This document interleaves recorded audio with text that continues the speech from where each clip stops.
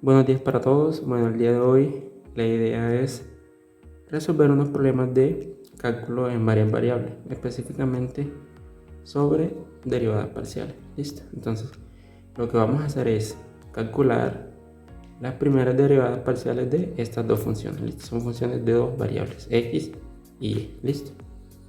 ¿Qué quiere decir las dos primeras derivadas parciales? Que yo voy a calcular para ambas funciones f en x y f en y. Esto quiere decir la primera derivada respecto a la variable x, y esto quiere decir la primera derivada respecto a la variable y. ¿Listo? Entonces, voy a empezar con la primera función.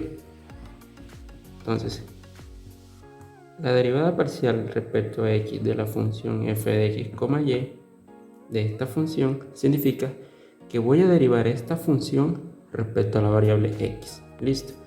Que yo derive respecto a la variable x significa que la variable y o la función que contenga la variable y la voy a considerar como una constante, es decir, que no la voy a derivar. ¿Listo? Entonces tendría que derivar raíz de x y dejar el logaritmo natural de y como una constante. Entonces, ¿cuál es la derivada de raíz de x? Es 1 sobre 2 veces raíz de x. ¿Listo? Y como el logaritmo natural de y es una constante, pues lo dejo igual.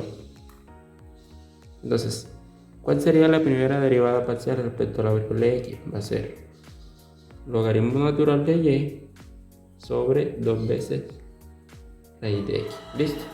Esa es la primera.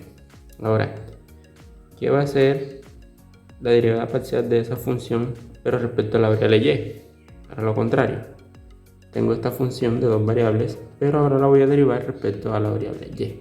Es decir, que la función que tenga la variable x la voy a considerar como una constante. ¿Listo? Entonces, raíz de x quedó igual porque es una constante y voy a derivar logaritmo natural de y. ¿Cuál es la derivada del logaritmo natural de y? 1 sobre y. O sea que eso nos va a quedar raíz de x sobre y. Listo. Entonces, primera derivada parcial respecto a x, segunda derivada parcial. Perdón, primera derivada respecto a x, primera derivada respecto a y. Listo.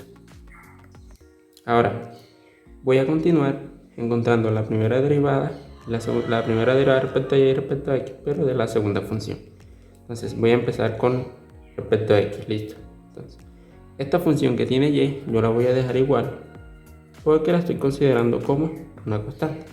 Entonces, la derivada de coseno de pi x, ¿cuál es? Pues la derivada de coseno es menos seno de pi x por la interna, que en este caso sería pi.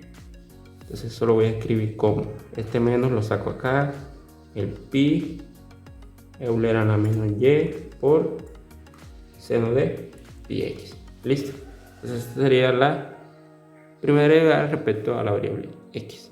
Ahora, para el caso de la variable y, voy a derivar esta función, pero únicamente respecto a la variable y, es decir, que esto lo considero una constante. ¿Listo? Entonces la derivada de Euler a la menos y va a ser menos Euler a la menos y por coseno de pi x. ¿Listo? Entonces, primera derivada respecto a x, primera derivada respecto a y. Y eso era todo.